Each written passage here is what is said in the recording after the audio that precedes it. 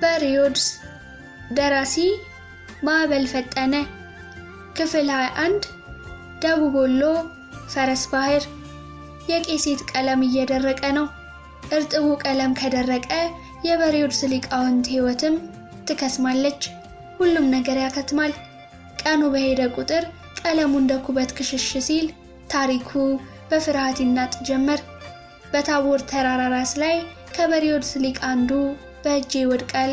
ወደ ሸለቆ እየመራ ካደረሰኝ ተልእኮዬን ፈጽሜ እድል ፈንታይን ተረድቼ ጭልጥ እላለሁ። የበሪዮድስ ሊቃውንትም ከሙዳይ ቀለሟ ተሳትፈው ከመልአከ ሞት ይሰወራሉ የሚል ተስፋ ነበረው። ዳሩ ምን ይሆናል? ታቦር ተራራ ላይ የሰው ድምፅ ቀርቶ የወፍ ድምፅ አጣ። እያዘነ እየተከዘ ወደ ታች ወረደ። ከታቦር ተራራ ወርደው የታችኛውን ጠርዝ ሲይዙ ብርዱ ጆሮ ጭው ያደርጋል። የታሪኩ እጅ በቆፈን ተያዘ። ጆሮ ጭው አለ። አይምሮ ደነዘዘ። አሁንም ከጉንዳ ወንዝ በኩል ቀዝቃዛ ነፋስ ይነፍሳል። ነፋሱ ደረቅ አይደለም፣ አመድ ያዘለ ቀዝቃዛ ነፋስ ከምድሩ ጠርዝ ወደ ታቦር ተራራ ይወነጨፋል። የቄታ መስሎ ከሩቅ ይታያል። ከታቦር ተራራ ላይ ሆነው ወደ ታች ሲያማትሩ ቆይተው ብዕሩን መዥርጦ ወደ ሙዳይ ቀለሟ ከርስ ሰዶ ከእርጥቡ ቀለም መዓዛ ተጎነጨ። መዓዛው ያው ነው። አዜባዊ ነፋስ የሚያመጣው መዓዛ አይደለም፣ የቀለሟ መዓዛ ነው። ከዛሬ ቀን በኋላ ሁላችንም ለአንድ ሀገራዊ ምስጢር ተመርጠናል። እንደ አንድ ልብ መካሪ፣ እንደ አንድ ቃል ተናጋሪ ሆነን የበሪዮድስን ሸለቆ እናስሳለን። ሸለቆውን ለሚጠቁመን ከሙዳይ ቀለሟ በረከት እናሳትፈዋለን። ከሸለቆ መልስ ወደ ስውር ዓለም አብሮን ይሄዳል ካለ በኋላ የበሪዮድስን ሸለቆ በትክክል ያውቃል ተብለው ከሚገመቱት ሊቆች ቀዳሚው የፈረስ ባህር አቦ የቅኔ ሊቅ ናቸው። ፈረስ ባህር አቦ ይህ ከግርጌ ያለው የገጠር ቀበሌ ነው። ውሃ ገባ ሀገር ይመስለኛል። በስልሳዎች ውስጥ ቅኔ እንደ ውሃ ከሚቀዳባቸው አድባራት ፈረስ ባህር አቦ ቀዳሚው ነበር። ፈረስ ባህር የቅኔ ቤት የተመረጠው ለታቦር ቅርብ ስለሆነ ነው። ቀደም ባለው ዘመን ከጎጃም፣ ከጎንደር፣ ከሸዋ፣ ከዚሁ ከወሎ አያሌ የቅኔ ሊቆች ወደ ፈረስ ባህር አቦ ለቅኔ ትምህርት ይመጡ ነበር። አመጣጣቸው ፈረስ ባህር አቦን ተጠቅመው ወደ ታቦር ተራራ ብቅ ብለው ሱባኤ ገብተው እንደ ዮሐንስ ገብላዊ ቅኔው እንዲገለጽላቸው ነው አለ ታሪኩ። ጸዳሉ ስለደከመው መልስ ሳይሰጠው ቀረ። በጽሞና ተውጠው ፈረስ ባህር አቦ ደረሱ። ምድሩ ውብ መልክዓ ምድር ነው። የመስኖ ውሃ ግጥም ብሎበታል። ታሪኩ ወደ ደብሩ ገብቶ ተሳለመ። ከዚያም ወደ ዕቃ ቤቱ ጠባቂ ጠጋ ብሎ ጤና ይስጥልኝ አለ። ሰውየው አጸፋውን መለሱ። ከሰላምታ በኋላ የቅኔ ተማሪዎች ነበርን፣ ከዚህ ሀገር ቅኔ ቤት ይኖራል አለ ታሪኩ። አይ ልጄ፣ አሁን ምን ቅኔ ቤት አለ ብለህ ነው? ሊቆች አልቀዋል። ድሮ ማዶ በዋሮ በኩል ገብረ መስቀልን የመሰለን ሊቅ ነበር፣ ሞተ። ከእሱ ማዶ ተንጎ ማለል መድኃኔዓለም የሚኖር የቅኔ ሊቅ ነበር። ቅኔ ከጀመረ ፉት ነበር። እንዲያውም ከዕለታት አንድ ቀን ተድባበ ማርያም ሄዶ ቅኔ ሲዘርፉ አለ። የተድባበ ማርያሙ መምህር እንግዲህ በቃል ቢሉት ዝም ብሎ ማውረድ ሆነ። ወደ ሊቆች ዘወር ብለው በሻርዲያ አህያ ተጭኖ የመጣ ቅኔ ሊያልቅ አይችልም፣ እኛ በረሃብ ሳናልቅ ከቅኔ ማህሌት ወጥተን ወደ የቤታችን እንሂድ ሲሉ ታረቡበት ይባላል። ሊቁ ገብረ መስቀል የጥቁር ዳማ ነበር። አወይ ገብረ መስቀል በተንጎ ማለል መድኃኔዓለም ሲንጎማለልበት ኖሮ አፈር በላው። የፈረስ ባህር አቦ ቅኔ መምህርም አለቃ ጥበቡ ይባሉ ነበር። በቅርብ ዓመታት አረፉ። አሁን በአማራ ሳይንት የቅኔ ሊቆች አልቀዋል ማለት ይቻላል አሉ ሰውየው። የታሪኩ ገጽ ጨፈገገ። የበሪዮድስን ሸለቆ ከሚያውቁ ጥቂት ሊቆች ቀዳሚው የፈረስ ባህር አቦ ሊቅ አንዱ ነበሩ። ከዚህ ቅኔ ቤት አርፈው ቀስ በቀስ ወደ በሪዮድስ ሸለቆ ወርደው ግጫው መንክርን የመሆን ተምኔታቸው ከሰመ። ፈረስ ባህር አቦን ተሰናብተው ወደ ቄታ ወረዱ። ቄታ ከወሎ መልክዓ ምድር አንጻር ሲታይ ለጥ ያለ ሜዳ ነው። በቄታ በኩል አድርገው ዋሮን ወደ ግራ እየተዉ ወደ ታች ሲኳትኑ የአማራ ሳይንቷ ከተማ አጅባር በቅርብ ርቀት ብልጭ እያለች መጣች። ክፍል 21 በዚህ ተጠናቀቀ። ክፍል 22 አማራ ሳይንት አጅባር የሜዳው ሚካኤል። ታሪኩ ሙዳይ ቀለሟንና ብዕሯን ይዞ ይንከራተታል። ጸዳሉ እድል ፈንታውን ለመረዳት ታሪኩ ከሊቃውንቱ ሕይወት ለመድረስ እየተጣደፉ ናቸው። ታቦር ተራራን ጨርሰው በእንግዳ ልማድ ግራ ቀኙን እየቃኙ አጅባር ገቡ።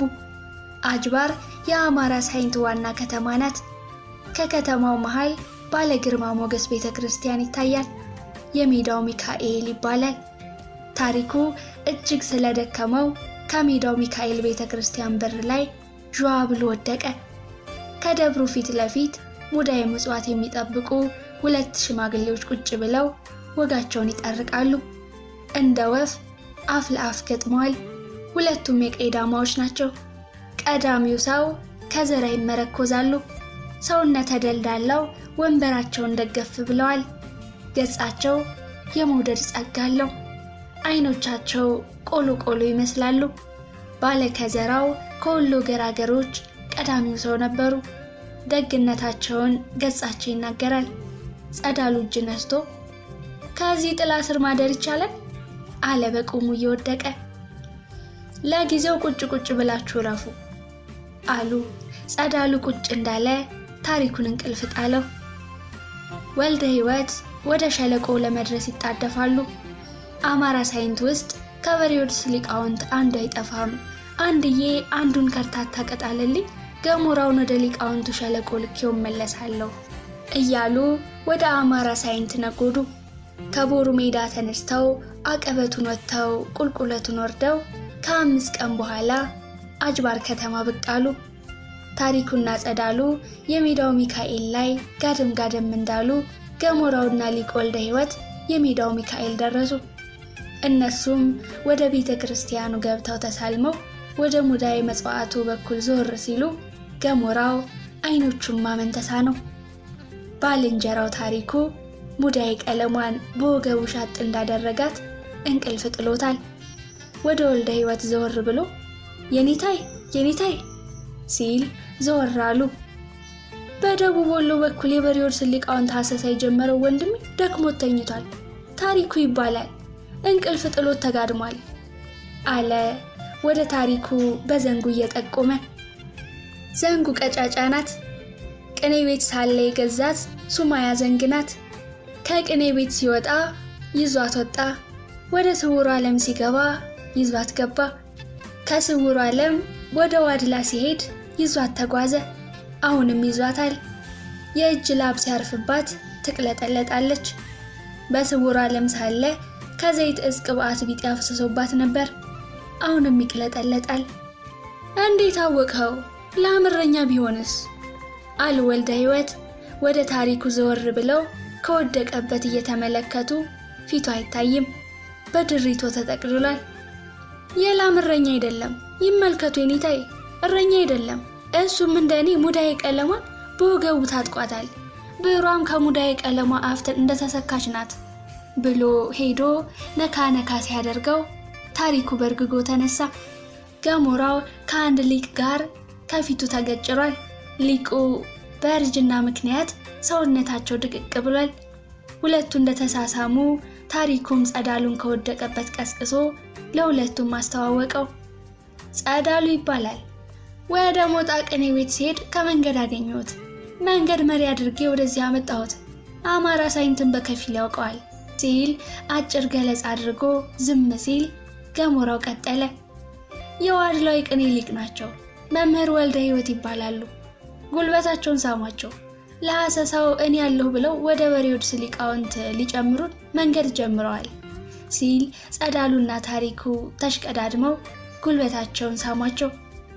በመሃል ሙዳየ ምጽዋት ከሚጠብቁት አንዱ ገራገሩ ካህን ቀረብ ብለው አረፍ አረፍ በሉ፣ የሰረቀ ብርሃን ቁራሽ ቅመሱ፣ እነሆይ ይህችን ቁራሽ ቅመሱ፣ አፋችሁን አድፉ፣ የሰረቀ ብርሃን ቁራሽ ናት አሉ። ለምለም እንጀራ ይዘው መጥተው እመቤቴ ትስጥልን፣ ወለላው አምላክ እናታስብልን ብለው ከተቀበሉ በኋላ ከቁራሹ እየቀመሱ ሰረቀ ብርሃን ማለት ምን ማለት ነው? በግዕዙ ሰረቀ ብርሃን የጌታ ስም ነው። ቃሉ ሲተረጎም ሰርቀ ማለት ተወለደ ማለት ነው። ብርሃን ደግሞ የጌታችን ስም ነው። ይኸውም አነ ውእቱ ለዓለም እኔ የዓለም ብርሃን ነኝ ባለው ይታወቃል። ልጇ አማናዊ ብርሃን ሲሆን ድንግል ማርያም ደግሞ የብርሃን እናት ናት። የሰረቀ ብርሃን ቁራሽ ነው ሲሉ ምን ማለት ሆነው? አለ ገሞራው። ገራገሩ የወሎ ካህን ፈገግ ብለው ሰርቀ ብርሃን ሰርቀ ብርሃን ሰርቀ ብርሃን እያሉ መሬቱን በከዘራቸው ይዶቀድቁ ጀመር። ታሪኩና ገሞራው ስካዜ እንደገባቸው ከገጻቸው ተረድተው ትንፋሻቸውን ሰብስበው ሲቀማምሱ ከወዴት መጣችሁ ነው አሉ። ሰረቀ ብርሃን ለሚለው ጥያቄ መልስ ሳይሰጡ ከጎጃም አለ ገሞራው አፉ እንዳመጣው። ጎጃም ደህና ናት? ደህና ናት። ከ49 ዓመታት በፊት አውቃታለሁ። አቤት ጎጃም፣ አቤት ጎጃም። ጎጃም ማለት እኮ የበግላት ማለት ናት። ልጅ እያለሁ ወደ ጎጃም ብዙ ጊዜ ተመላልሻለሁ። የውሃ መንገዴ ነበረች። የጎጃም መሬት የበግላት ማለት ነው። ባላገሩ ሁለት ጥንድ በሬ ነበረው። ሲሳዩ ድፍን ኢትዮጵያን ያጠግባል። ጎጃምማ የበግላት ናት። ከበግላት ላይ የሚወድቅ ነውር እንደሌለ ከጎጃም አፈር ላይም ጠጠር የለም። ለምለም ናት። የዘሩባትን ሁሉ ታበቅላለች። ዝንዝሃ መሬት ያለበት የመሬት ክፍል አልገጠመኝም። ከአባይ እስከ አባይ በተደጋጋሚ ተመላልሼባታለሁ። በወተት አባይ በኩል ፈረሰኛው አባይን በዋና ቀንጥሼው ሄድ ነበር። በዳንግላ በኩል አቋርጬ ወደ አገው ምድር ወርድ ነበር። ያን ጊዜኛ የቆሎ ተማሪዎች የመልአከ ሞትን መግቻ ከደቅ እስጢፋ ውስጥ ለመውረስ ቆላ ወርደናል፣ ደጋ ወጥተናል። በአገው ምድር በኩል አልፈን በሊያ ተራራ ድረስ ገስግሰን ነበር። ከበሊያ ሳናልፍ ቀረን ብለው ወደ እንግዶች በሰያፍ አጮለቁ። ሁሉም ከሰርቀ ብርሃን ቁራሽ ላይ ተቸክለዋል። ከወሎ ሰማይ ስር ከታቦር ተራራ ዝቅ ከእግረ ደብሩ ብቅ ካለው ጓሳ ከብለ ሰረሰሩ ግርጌ ጨረቃ ፈንጥቃለች። በወሎ ሰማይ ስር ጨረቃ እየወጣች ፀሐይ እየጠለቀች ነበር። ጨረቃዋ በደም ተሰርባለች። ጨረሮቿ በደም ተከልለዋል። የጨረቃ ቅስቃሴ ተጨምሮበት አማራ ሳይንት በድፍን ጭጋግ ተጠቅልሏል። ሰረቀ ብርሃን የሙት ዓመት ቁራሽ ነው። በጎጃም መሐራ ይባላል። በጎንደር ደጀ ሰላም ሲሉት ሰምቻለሁ። በሸዋ ደግሞ ዘኬ ይባላል። በወሎ ሰረቀ ብርሃን እንለዋለን። እየመሸ ነው። ወደ ቤቴ ልሂድ። ቤቴ ሩቅ ነው። አይኔም እያንገራገረኝ ነው። በሉ ደህና ደሩ። ወደ ቅኔ ቤቱ ገብታችሁ ረፉ ብለው ወደ ቤታቸው መሰሳሉ። ክፍል 22 በዚህ ተጠናቀቀ። ክፍል 23 አንበሳ ይስገድልህ። ምሽቱ ድንግዝግዝ ብሏል። እረኞች ዋሽንቱን ያንቆረቁሩታል። የሜዳው ሚካኤል እርግቦች ወደ ጎጇቸው እየተመለሱ ነው። ሊቁ ወልደ ሕይወት ከጸዳሉና ከታሪኩ ጋር ሲገናኙ ጥርጣሬ ገባቸው። እስካሁን በክብር የሚኖር ሸለቆ ጠቁሜ ሊቃውንቱን ቢያዝኑብኝስ? ከሰው ተለይተው ከባት ተከተው በሚኖሩ ሊቃውንት ላይ እሳት እንዳለቅባቸው እንጂ የሚል ሐሳብ ሲገባቸው ለብቻ አድርገው መጠየቅ ፈለጉ። የተለያየ ቃል ከሰጡ ሐሰተኞች ናቸው። ከባዶ ሜዳ ጥያቸው ወደ ቅኔ ቤት ይመለሳለሁ። ቃላቸው ተመሳሳይ ከሆነ ወደ ሸለቆ አደርሳቸዋለሁ። ሙዳይ ቀለሟም ለሊቃውንቱ ትደርሳለች። ከሞት ተሰውረው ተራውን ሕዝብ ቢሰውሩ ለዚች ደሃ ሀገር ትልቅ ውለታ እንደዋልሁላት እቆጥረዋለሁ ብለው ገሞራው አሉ ፈቀቅ ብለው ከተቀመጡት ውስጥ ገሞራውን አይተው። አቤት ኔታይ አለ ገሞራው ከመቀመጫው እየተነሳ። ጓደኛህን ና ወዲህ በለው እፈልገዋለሁ። ታሪኩ ከሁለቱ ተለይቶ ወደ ወልደ ሕይወት መንገድ ሲጀምር ገሞራውና ጸዳሉ በአይን ጥቅሻ በከንፈር ንክሻ ተጠቃቅሰው ወደ ደቡብ በኩል ፈቀቅ አሉ። ወልደ ሕይወትም ከመቀመጫቸው ብድግ ብለው ምግላል ቦታ ያዙ። ሲነሱ የጫማቸው ማዘቢያ መሬት ለመሬት ተጎተተ። ጠልፎ ባፍጢማቸው እንዳይደፋቸው ታሪኩ ሸብረክ ብሎ ማዘቢያውን መጥለፍ ጀመረ። ልክ ከጫማቸው ስር ሸብረክ ሲል ድንገት ሲያገኝህ አንበሳ ይስገድልህ ብለው ዓለም ከተፈጠረ ዘመን ከተቆጠረ ጀምሮ ተብሎ የማያውቅ ምርቃት ጣል አደረጉበት።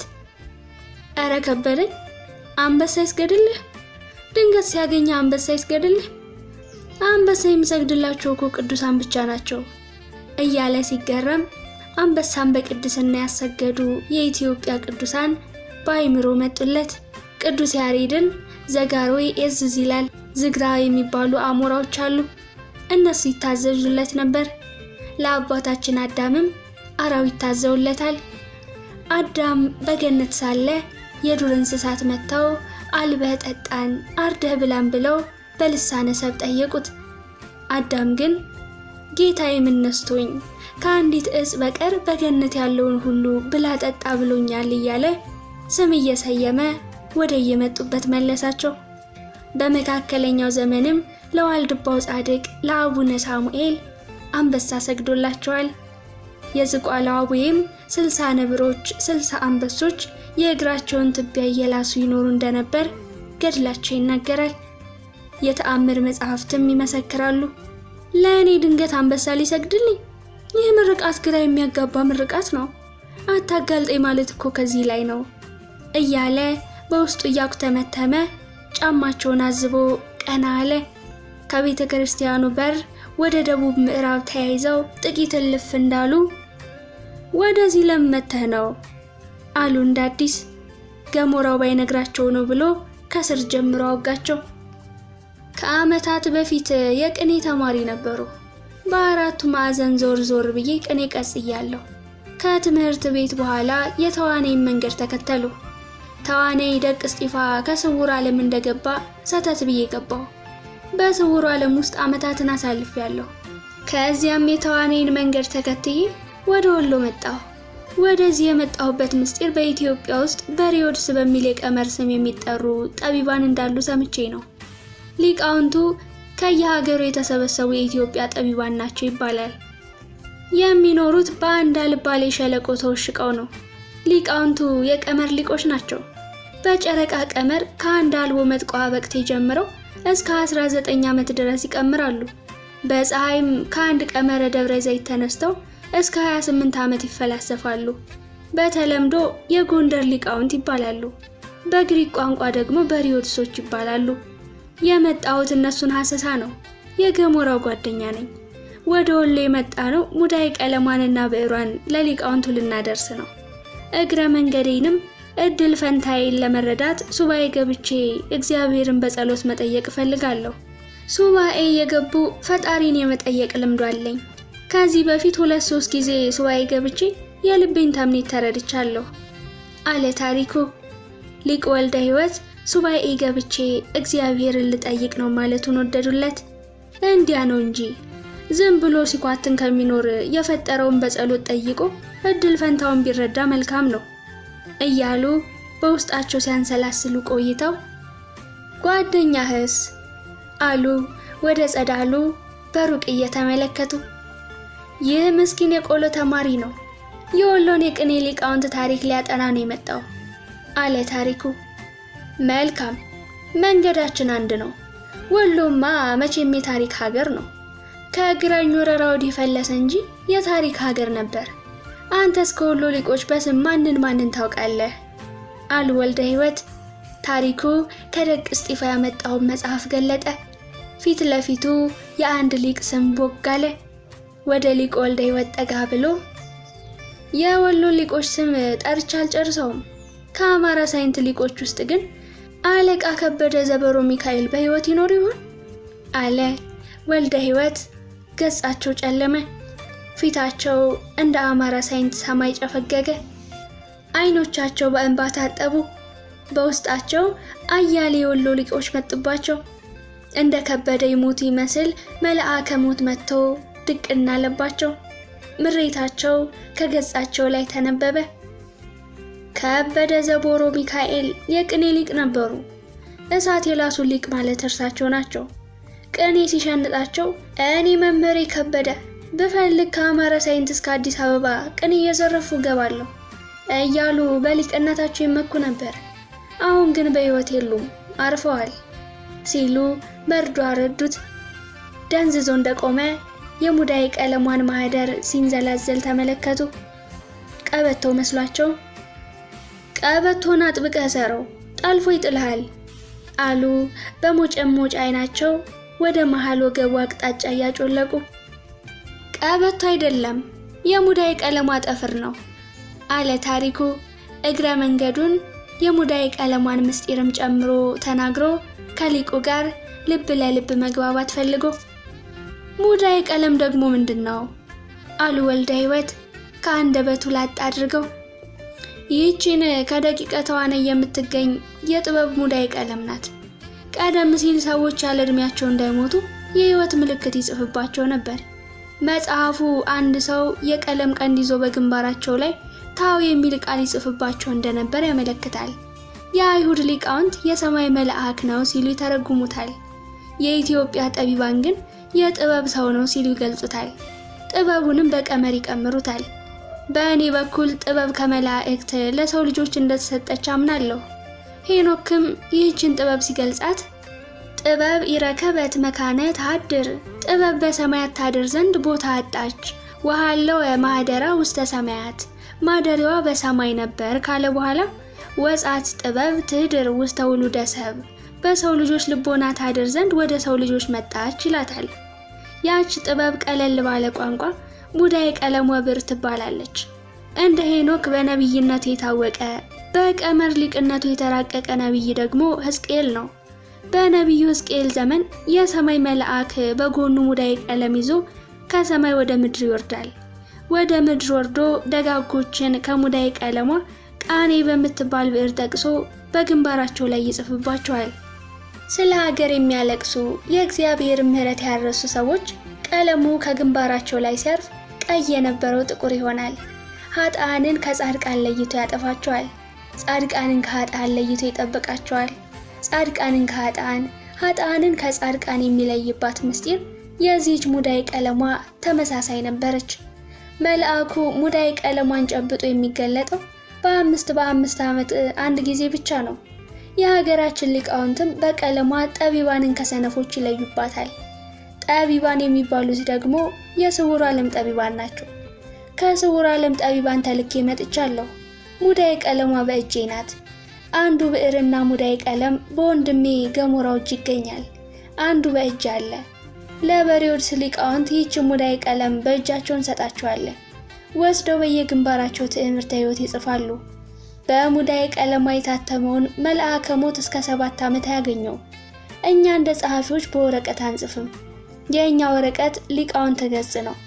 በሰዎች ሰሌዳ ብቻ የሚጻፍ ጽሑፍ አለ። በግዕዝ ቋንቋ ትዕምርተ ሕይወት ይባላል። ሰው የሚሞተው መልአከ ሞት መጥቶ ከግንባሩ ላይ ትዕምርተ ሞት ሲጽፍበት ነው። በግንባሩ ላይ ትዕምርተ ሕይወት ሲጻፍበት እንደ ተዋናይ እስከ 7 ዓመት ከመልአከ ሞት ይሰወራል። ከ7 ዓመት በኋላ ሌላ 7 ዓመት እየጨመረ በሕይወት መኖር ሲሰለቸው ይሞታል። ሞት በግድ ሳይሆን በፈቃድ ይሆናል። እኔና ገሞራው የበሬዎድስ ሊቃውንት እያሰስን ነው። የሊቃውንቱ ሙያ ማደሪያ አማራ ሳይንት ነው ሲባል ሰምተን በየቅኔ ቤቱ ፈልጉ ተብለን እኔ ወደ አማራ ሳይንት መጣሁ። ወደ ታቦር ተራራ ወጥቼ ከሳምንት በላይ ጠበቅኋቸው ይሉ።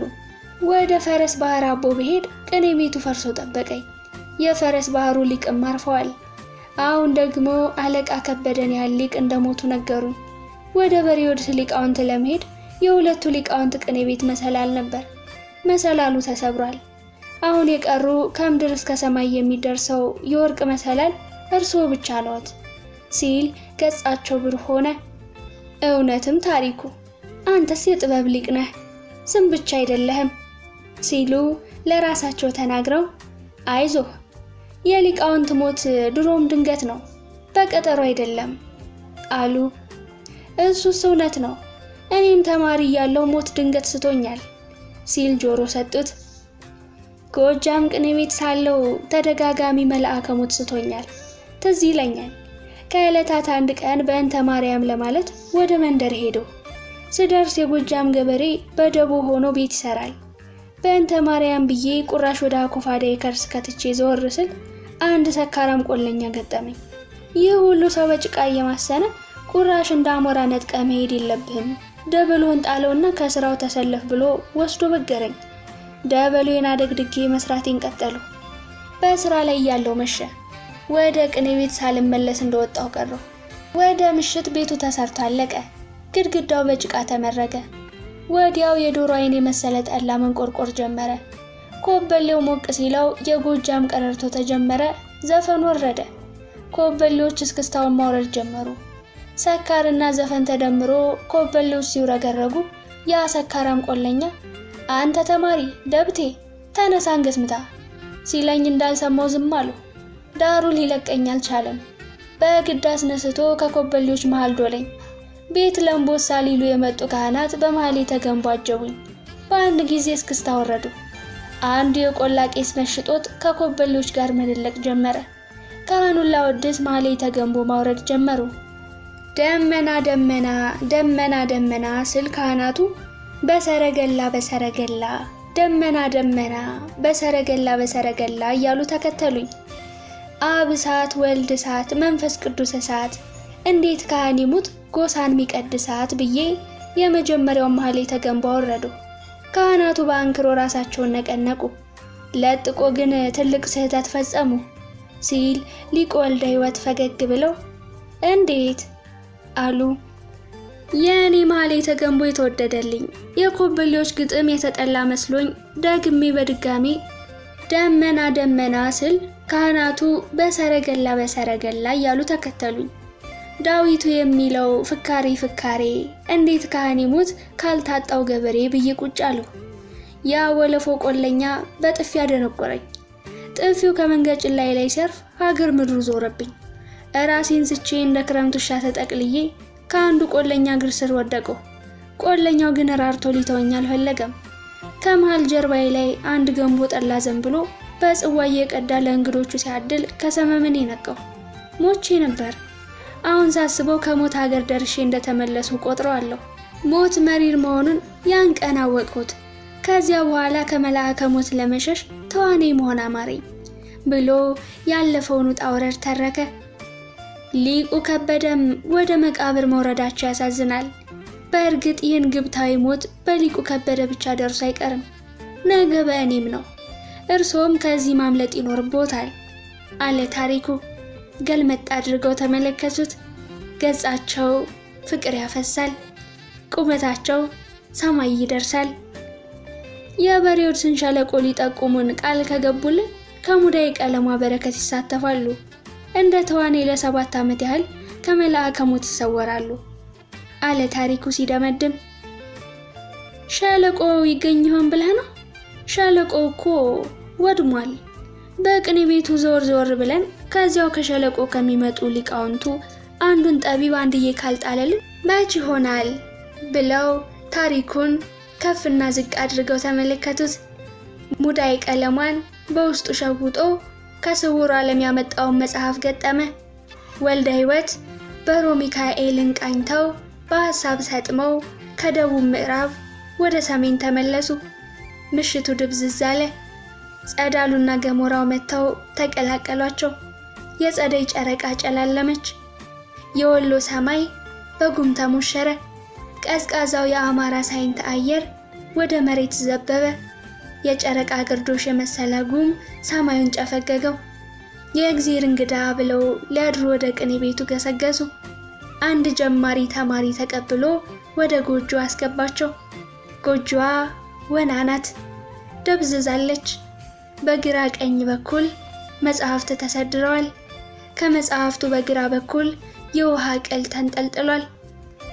ክፍል 23 በዚህ ተጠናቀቀ።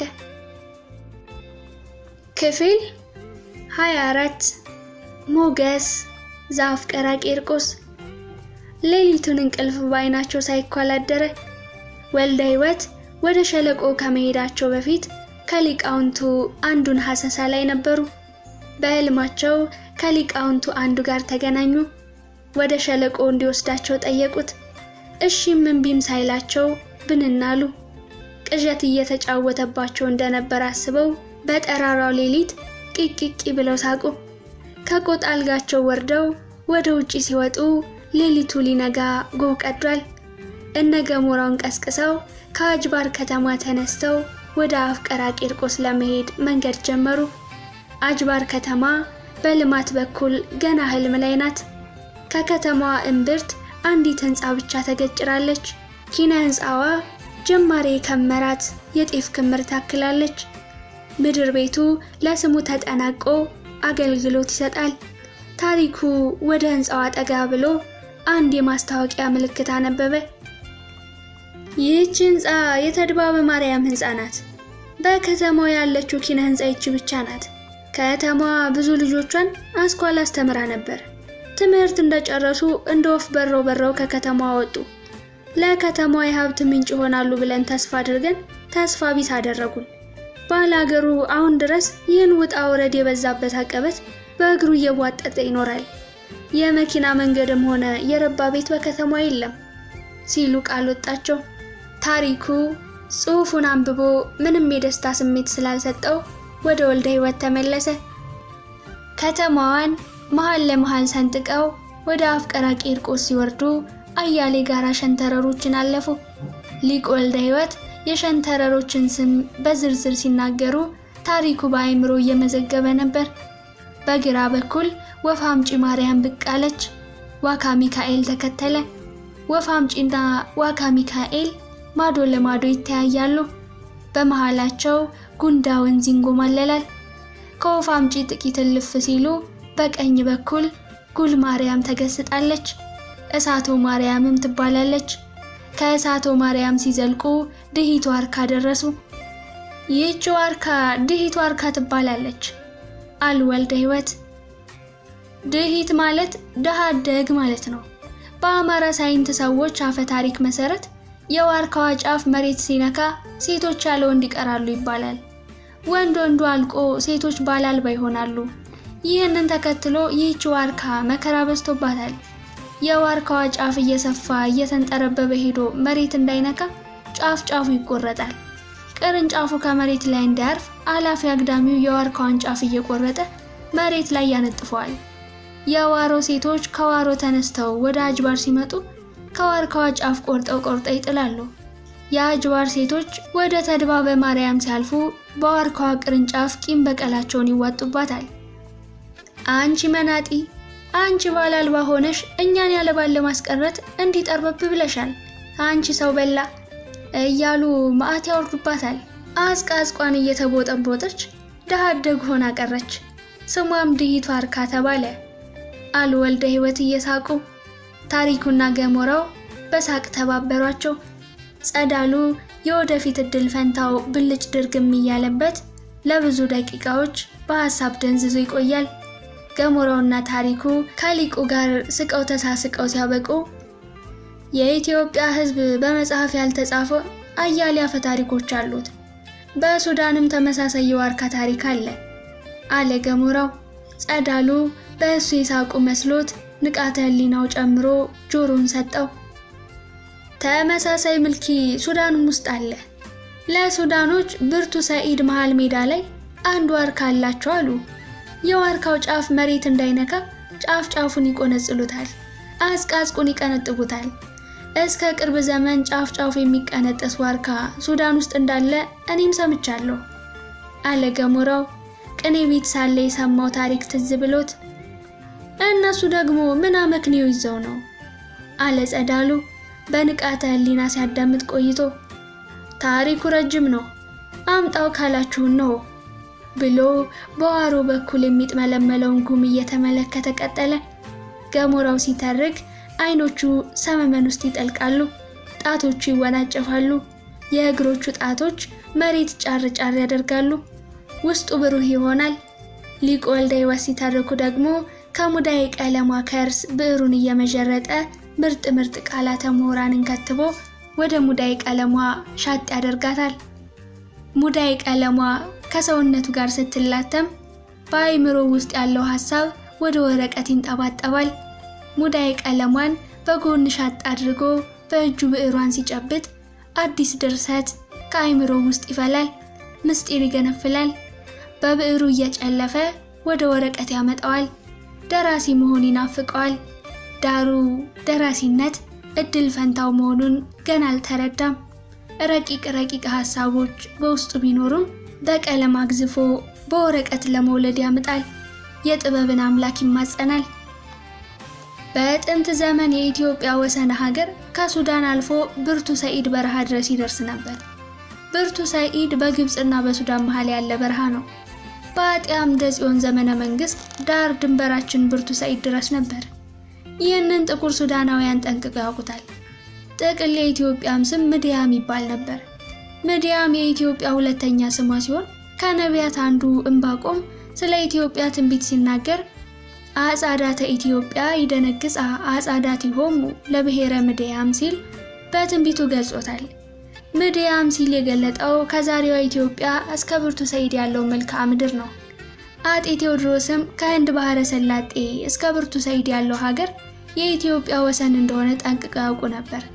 ይኸውም ሊታወቅ እስከ ብርቱ ሰይድ ፈረሳቸውን ልከው ነበር። ሱዳኖች አጤ ቴዎድሮስን ቢፈሩ ሱዳንን ከአጤ ቴዎድሮስ ጦር እንዲጠብቋቸው ከፖርቹጋል እርዳታ ጠየቁ። ፖርቹጋሎች እሺ ብለው ወደ ሱዳን መጡ። አጤ ቴዎድሮስ የፖርቹጋልን ወደ ሱዳን መምጣት እንደሰሙ መዋጋት ከፈለጋችሁ ሰፊ ሜዳ መርጣችሁ ጠብቁኝ፣ እኔም ሰራዊቴንና ፈረሴን አዘምታለሁ፣ ወደ ሱዳን ስመጣ ብርቱ ሰይድ ላይ እንገናኝ ብለው ፈረሳቸውን ወደ ብርቱ ሰይድ ቀድመው ላኩ። የአጤ ቴዎድሮስ ፈረስ ሱዳን ገብቶ ብርቱ ሰይድ በረሃ ላይ ከአንድ ዋርካ እግር ስር ታሰረ። የአጤ ቴዎድሮስ ፈረስ የታሰረበት ዋርካ እስከ ቅርብ ቀን ድረስ ነበር። በዚያ ዋርካ ሱዳኖች እስከ ቅርብ ጊዜ ድረስ ያሟርቱበት ነበር። የዋርካው ቅርንጫፍ መሬት ሲነካ ኢትዮጵያ መታ ተወረናለች፣ ሱዳንን ትሰለቅጣታለች፣ ኢትዮጵያና ሱዳን በወሰን አንድ አካል በቀለም አንድ አምሳል ይሆናሉ፣ ነገደ ኩሽ ከስሞ ነገደ ሴም ያብባል እያሉ የዋርካውን ጫፍ እንደዚህች ድሂት ዋርካ ቀንጠብ እያደረጉ ከመሬት ላይ ይጥሉታል ሲባል ሰምቻለሁ ብሎ አፈ ታሪኩን ወደ ሊቃውንት ጆሮ ካሰረገ በኋላ በእርግጥ ለግልቡ ትውልድ አጤ ቴዎድሮስ ፈረሳቸውን ብርቱ ሰይድ ድረስ ልከው ዋርካው እግር ስር ጠብቁኝ ብለው ፎከሩ ብሎ መተረክ ተረት ሊመስል ይችላል። ዳሩ ግን ገና ነው ቴዎድሮስ ይህን አያደርጉም ተብሎ አይታሰብም። ኢየሩሳሌም ድረስ ወርጄ ገዛለሁ የሚል ተምኔት ስለነበራቸው አድርገውት ሊሆን ይችላል። ሱዳናውያንም የአጤ ቴዎድሮስ ፈረስ የታሰረበትን የዋርካ ጫፍ እየቀነጠሱ ጥለው ይሆናል። አፈ ታሪኩን በውስጥ ያምቄው ኖር ነበር። የዚህች ዋርካ ታሪክ ከብርቱ ሰይድ ዋርካ ታሪክ ጋር ቢመሳሰልብኝ አመጣሁት ብሎ መንገዳቸውን ቀጠሉ። ወደ አፍቀራ ቂርቆስ ሲዘቀዘቁ ሊቅ ወልደ ሕይወት አፍቀራ ቂርቆስን በሩቅ ቃኝተው በትዝታ ፍዝዝ አሉ። ድሮ ሜዳ ከሚጠበው ወፈ ሰማይ ተማሪ አሁን አንድም ቅኔ ቤት የለም። አፍቀራ ቂርቆስ በሊቃውንት ድርቅ ተመታለች። ቅኔ ቤት ካለ ከበሬዎድስ ሊቃውንት አንዱ ይገጥመኛል፣ ለእሱ ሰጥቻቸው እኔ ወደ ቤት ይመለሳለሁ፣ እነሱ አብረው ይሄዳሉ የሚል ተስፋ ሰንቀው ነበር። ዳሩ ምን ዋጋ አለው? ቅኔ ቤቱ ከስሞ አጽመ ታሪክ ብቻ ቆሞ ጠበቃቸው። ወደ ድሮ ተመልሰው ገለጻ ጀመሩ። ወደ አፍቀራ ቂርቆስ የመጣ ነው ለሁለት ነገር ነው። መጀመሪያ ሀገሩ የሊቃውንት ሀገር ነው፣ ታሪክ ትማራላችሁ። በዚህ ደብር ሊቁ ሞገስ ኖረውበታል። አሁንም ዓለማውያን ምሁራንና ረቂቅ ሊቆች በአሜሪካ፣ በአውሮፓ፣ በቅድስቲቷ ሀገር በኢየሩሳሌም፣ በአዲስ አበባ፣ በጎንደር ይኖራሉ። ደብሩን የሚረዱት እኒህ ናቸው። ሊቁ ሞገስ አወዛጋቢ ሊቅ ነበሩ። ከፊሉ ፍልስፍናቸውን ተከትሎ በመጥፎ ይስላቸዋል፣ ገሚሱ ደግሞ በሊቁ ሞገስ ፍልስፍና ይመካል። እኔ የሊቁን ፍልስፍና ከሚቀበሉት ሊቃውንት ወገን ነኝ ብለው የራሳቸውን እሳቤ በግልጽ ቋንቋ ገለጹ። ለወልደ ሕይወት ሊቅም ሆነ ፈላስፋ ተመሳሳይ ናቸው። በሊቁ ሊቅነት ስለተመኩ ሊቅ ሆናለሁ ብለው አያስቡም። ፈላስፋውም ስህተት ቢፈጽም ስህተቱ እንደ ሙጫ እንደማይጣበቅባቸው ጠንቅቀው ያውቃሉ። የሊቆችን ፍልስፍና ከምድራዊ ፍልስፍና አንጻር ይመረምሩታል። ሊቅነታቸውን በሊቅነት ወንፊት ያንጓልሉታል። ሊቁ ሞገስ አፍቀራ ቂርቆስ ሊቅም ፈላስፋም ነበሩ። ከሊቅነታቸው ልጀምር ወይስ ከፍልስፍናቸው? ሁሉም የሀገራችን ሊቃውንት ታሪክ ነው። ከሊቅነታቸው ይጀምሩ አለ ጸዳሉ። ገሞራው ብዕሯን ከሙዳዬ ቀለሟ መጀረጠ፣ በውስጡ የያዛትን ብጣቂ ወረቀት ጨበጠ። ታሪኩ ከሊቁ አንደበት እየተቀበለ ለገሞራው ሲነግረው በቀጫጫ ጣቶቹ መክተብ ጀመረ። ብዕሯ እንደ እንዝርት ሾረች። ሊቅነታቸው ከቅድመ አያቶቻቸው ሲወርድ ሲዋረድ የመጣ ነው። ሊቁ ሞገስ የኢትዮጵያ የፊደላት ሊቅ ነበሩ። የፊደላት ሊቅ ስላችሁ የንባብ መምህር እንዳይመስላችሁ። የፊደል ሊቅ ስላችሁ የሃሁ መምህር ማለት አይደለም። የፊደል መምህር ስላችሁ የአበገደ መምህር እያሉ አይደለም። የፊደል መምህር ማለት የቀመረ ፊደላት ሊቅ ማለቴ ነው። የሀገራችን ፊደላት 26 ሲሆኑ አንዱ ፊደል ብቻ 28 አሃዝ አለው። ሀ ለብቻው በቀመር 28 ይሆናል። ይኸውም በሀገራችን የቀን መቁጠሪያ ይታወቃል። የሀገራችን የቀን መቁጠሪያ 7 ቀናት ናቸው። 7 ዕለታት ይባላሉ። እነሱ በቀመረ ፊደል ሲቀመሩ 28 ይሆናሉ። 7ቱ ፊደላትም በቅደም ተከተል 7 ሲሆኑ በቀመረ ፊደል 28 ናቸው። ይኸውም ከ28ቱ አውደ ፀሐይ ጋር ይገጥማሉ። የሀገራችንን ቀመረ ፊደላት በአውደ ፀሐይ ጠንቅቀው ከሚያውቁ ሀገር በቀል ሊቃውንት መሃል ሊቁ ሞገስ ቀዳሚ ሊቅ ነበሩ። በጃንሆይ ዘመን ሀሌታ ውሃ፣ ሐመር ውሃ፣ ብዙሃን ውሃ፣ እሳቱ ሰ፣ ንጉሱ ሰ፣ አልፋው አ፣ አይኑ አ፣ ጸሎቱ ጸ፣ ፀሐዩ ጸ የሚሉ ሁለት ፊደላት መኖር የለባቸውም። ከሁለቱ ፊደል አንዱ መልክዓ ፊደል ብቻ ይበቃል የሚል ክርክር ተነሳ። ዘመናውያን ሊቃውንት አንድ ሀ፣ አንድ ሰ፣ አንድ አ፣ አንድ ጸ ብቻ ይበቃል፣ ድርቦች ፊደላት መቀነስ አለባቸው ብለው በፊደላቱ ላይ በጠላትነት ተነሱባቸው። ያን ጊዜ የቀመረ ፊደላት ሊቆች ተሰብስበው ለመልክዓ ፊደላቱ ጥብቅና ቆሙ። በዘመናዊ ምሁራን ላይ ተሳልቁባቸው። በዚህ ጊዜ ብስል ሊቆች ወደ ቤተ መንግስት ተጠሩ። ከሊቃውንቱ ቀዳሚው ሊቁ ሞገስ አንዱ ነበሩ። ወደ ቤተ መንግስት ሄደው የቤተ መንግስት ሙክቶችን በቀለም ረተው ወደ አፍቀራ ቂርቆስ ተመለሱ። ፊደላቱም ከቦታቸው ሳይነቀሉ ከፊደል ቁጥር ሳይወጡ ተቀመጡ። ይህ ብቻ አይደለም፣ ሊቁ ሞገስ የአቡሻህርም ሊቅ ነበሩ። ፍልስፍናቸው ከአቡሻህር ቀመር ጋር ይዛመዳል ይባላል። የአቡሻህር ሊቃውንት የሥነ ፍጥረት ፈላስፎች እንደሆኑ ሙን ነው። ምናኔና ፍልስፍና ይጫናቸዋል። ከሰባ ዓለም አጥብቀው ይርቃሉ፣ ቢቀርቡም ቁጥቦች ናቸው ብለው ወደ 3ቱ ተከታዮቻቸው ቀና አሉ። በተመስጦ እየሰሙ ነው። ታሪኩ አጥብቆ ተመስጧል። ጸዳሉ ሁሉም ነገር እንግዳ ሆኖበታል። ገሞራው አንገቱን በጉልበቱ ቀብሮ ይጦምራል። አሰረ ሊቃውንትን ተከትሏል። ብስል ሊቆች በምስጢር ሲመሰጡ አንገታቸውን በጉልበታቸው ይቀብሩታል። ነቅነቅ አይሉ። የእሳት ሰረገላቸው እነግነግ ይላል። ገሞራውም አንገቱን በጉልበቱ ቀብሮ ሲመሰጥ የእሳት ሰረገላው በምስጢር ፈልቷል። ተመስጦ ሰማያት ተሰቅሏል። ወልደ ሕይወት የጀመሩትን ዝክረ ታሪክ ገፉበት። ወደ ሊቁ ሞገስ ፍልስፍና ስንመጣ በአቡሻህር በኩል የአቅማቸውን ተመራምረዋል። ዕለተ ሞታቸውን ሳይቀር ጠንቅቀው ያውቁት ነበር። ከዕለተ ሞታቸው ቀደም ብሎ በአንድ ወቅት በጠና ታመሙ። ካህናቱ ሊያርፉ መስሏቸው ለኑዛዜ ወደ ቤታቸው ሄዱ። ቤተ ዘመዶቻቸው የእዝን ንፍሮ ቀቀሉ፣ ደረቅ ቆሉ፣ ብቅል ወቀጡ፣ ጌሾ ሸመጠጡ። ሊቁ ይህን ሁሉ ሸብረብ ሲመለከቱ ቆይተው ልጆቻቸውን ጠርተው ልጆቼ ሆይ የሞቴ ቀን ሩቅ ነው፣ የሞት ቀኔን አውቀዋለሁ፣ እህል አታባክኑ ሲሉ አወጁ። በሳኒታው ከደዌያቸው ተፈወሱ፣ ወደ ደብር ተመለሱ። በኋላ ከቤተ ዘመዳቸው አንዱ ታመመ። ዕለቱ ሞቱን ሲመረምሩት ጊዜው ደርሶ ነበር። ያ ሰው በሰላም አረፈ። ወደ መጨረሻው ግድም የራሳቸው ለተሞት ደረሰ። ልጃቸውን ጠርተው በዘንድሮ ዓመት አርፋለሁ፣ ጌሾ ሸምጥጡ፣ ብቅል ውቀጡ፣ ጠላ ጠንስሱ ሲሉ አዘዙ። ቤተ ዘመዱ ተሰብስቦ ጌሾ ወቀጠ፣ ጠላ ጠነሰሰ። የሞት ቀናቸው ደረሰ። ወደ ቤተ ክርስቲያን ለአገልግሎት ሄደው ቅዳሴ ያስቀድሰው ስጋው ደሙን ተቀብለው ከቅኔ መሐሌት ሲወጡ ዝልፍልፍ ብለው በዚያው አረፉ። የሊቁ ፍልስፍና ይሄው ነበር። ዕለተ ሞታቸውን በቀመር ቀምረውታል። የሞት ቀናቸውን ቀድመው አውቀውታል። የቀራቸው እንደ ተዋናይ መልአከ ሞትን መገዘት ብቻ ነበር። የሀገራችን ፍልስፍና ይህንን ይመስላል። በእርግጥ ይህ ፍልስፍና አወዛጋቢ ፍልስፍና ነው።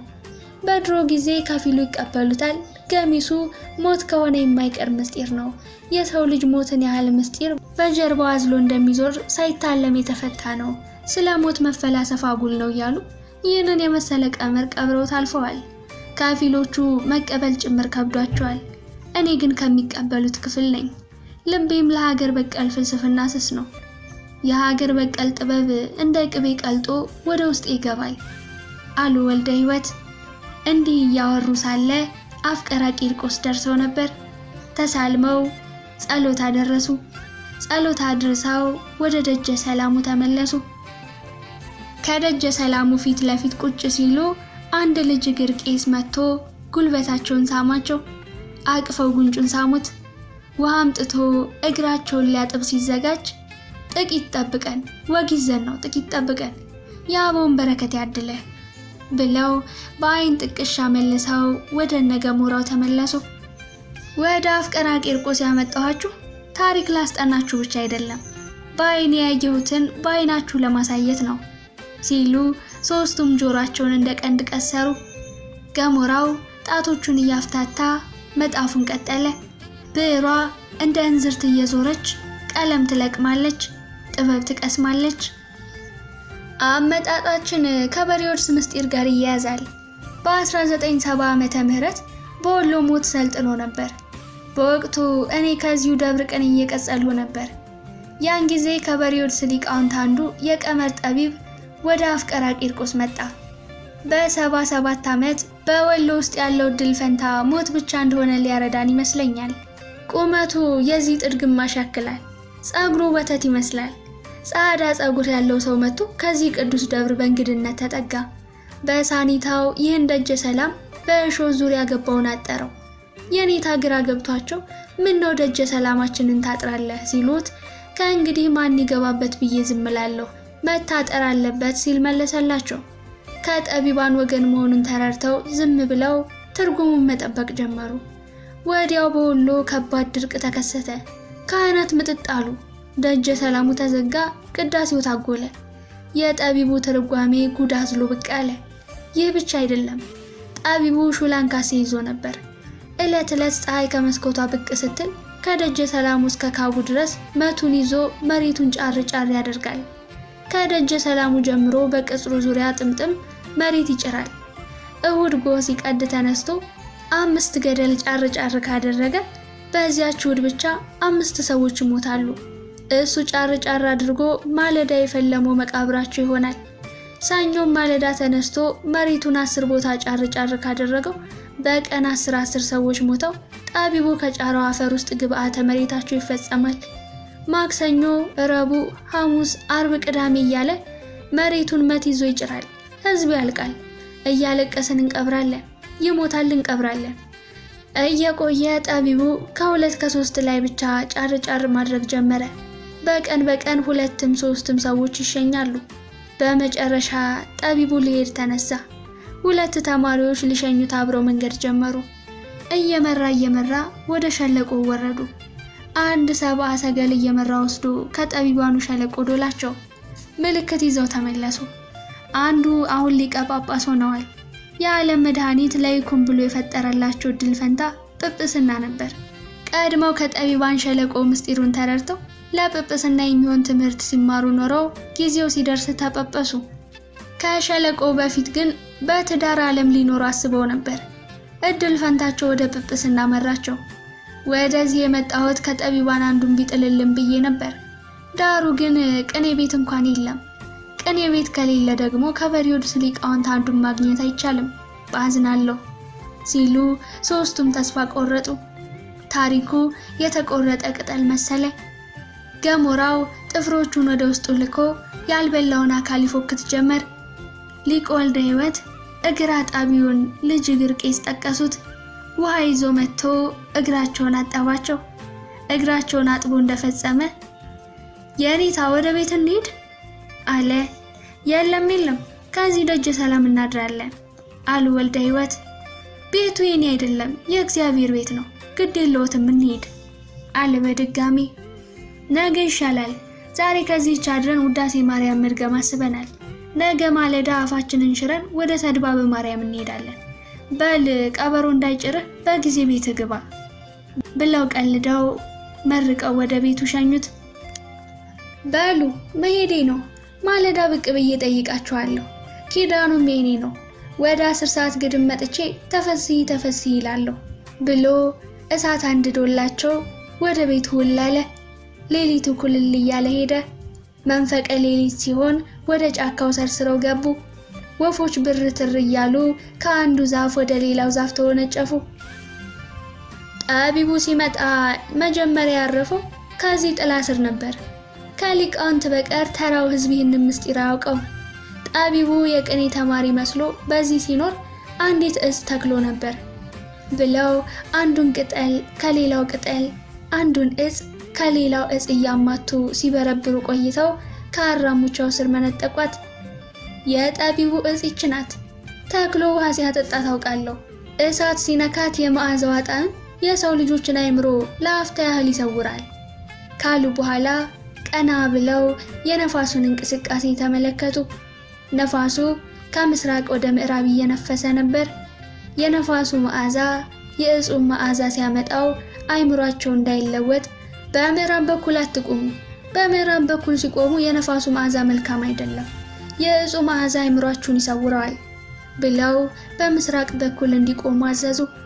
እሳት ጫር ጫር አድርገው ከእሳት ጨመሯት።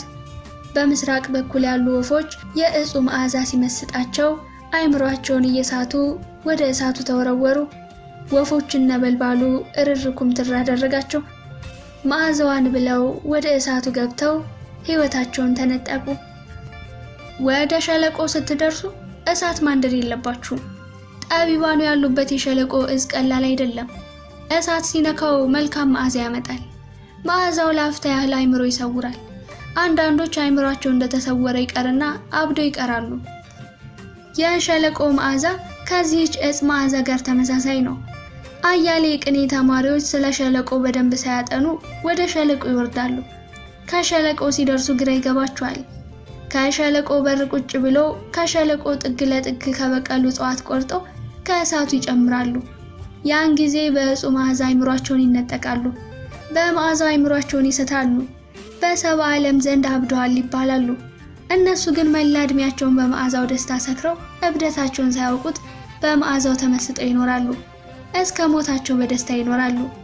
ዕውቀት ግን አይከፈልባቸውም። አያሌ ቅኔ ሊቆች አብደው ጨርቅ ጥለው ቅኔ ሲዘርፉ ይኖራሉ። እኛ ሳይገባን ሰይጣን መታቸው እያልን እናማርትባቸዋለን። እነሱ ቅኔ ይዘርፋሉ። በእርግጥ ከጠቢባኑ መንደር ሰይጣን መኖሩ ጥርጥር የለውም። ቀንዳም ሰይጣን ሊኖር ይችላል። ዳሩ ግን ሰይጣን የመታውና በእጹ መዓዛ አእምሮ የተሰወረው ልዩ ነው። ሰይጣን የመታው አረፋ ይደፍቃል፣ ህላዊውም ልክስክስ ነው። አእምሯቸው በእጹ መዓዛ የተሰወሩት ግን አእምሯቸው ብሩህ ነው። ከአንደበታቸው ቃለ ትንቢት ይወጣል። የሰውን ዕድል ፈንታና የኢትዮጵያ መጻኢ ዕድል ጭምር ያውቃሉ ብለው ወደ ቀደመ ወጋቸው ተመለሱ። እሳቱ ብልጭ ድርግም ይላል።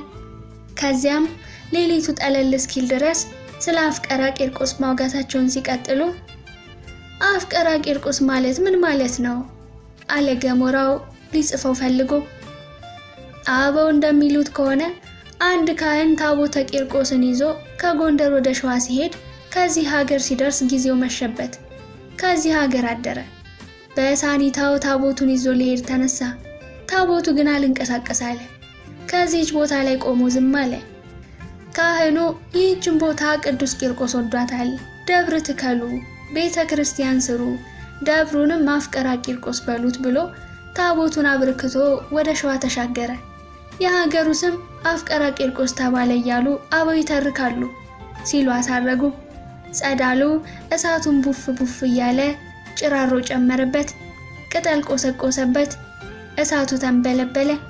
ሌሊቱ ጠለል እስኪል ወጋቸውን ቀጠሉ። አፍቀራ ስመጥር ሀገር ነው። ሳቢ ቄድሶ ለመካን ሲባል ትዝ የሚለኝ አፍቀራ ቂርቆስ ነው። ሳቢ የሚለውን ቃል ሊቅ ብየዋለሁ። ሊቅ ቄድሶ ለመካን ስል ተረጉመዋለሁ። ቦታን የሚቀድሰው ደማዊ ሰው አይደለም፣ ነበልባላዊ ሊቅ እንጂ። አፍቀራ ቂርቆስ የተቀደሰችው በተራ ሰው አይደለም፣ በሊቅ ነው። እኒህ የፍልስፍና ሊቅ ደግሞ ቀደም ብያነሳውላችሁ ሊቁ ሞገስ አፍቀራ ቂርቆስ ነበሩ። ሊቁ ሞገስ ከፊል ሊቅ ከፊል ፈላስፋ ነበሩ። ፍልስፍናውን ያስተማሯቸው አንድ ባህታዊ ናቸው። አባ ራቆ ይባላሉ። እርቃናቸውን የሚውሉ ፍጹም ባህታዊ ስለሆኑ አባ ራቆ ተባሉ። ራቆ ሰሜን ውስጥ ከዱር አራዊት ጋር ይኖሩ ነበር። ሊቁ ሞገስ ደግሞ የማይዞሩበት ሀገር አልነበረም። ከሀገር ዞር ሲሉ ከአባ ራቆ ደረሱ። አባ ራቆ በእጃቸው የያዙት ሀገር በቀል ፍልስፍና ነበራቸው። ለመምህሬ ሞገስ ሰጧቸው። ያንም ፍልስፍና በሚገባ መረመሩት። ፍልስፍናው የአቡሻህር ቀመር ስለነበር በፀሐይ ሙቀት በጨረቃ ድምቀት እየተመሩ ዓለምን መቃኘት ጀመሩ። ሰመረላቸው። ሲያርፉ ለልጃቸው አውርሰው ታረፉ ብለው ካስረዷቸው በኋላ ሌሊቱ ነጋ። ልጅ እግሩ ቄስ መጥቶ ደወል መታ። ፀሐይ ሙቅ ሲል ከዋሮ ወደ ተድባበ ማርያም መንገድ ጀመሩ። ክፍል 24 በዚህ ተጠናቀቀ። ክፍል 25 ይቀጥላል።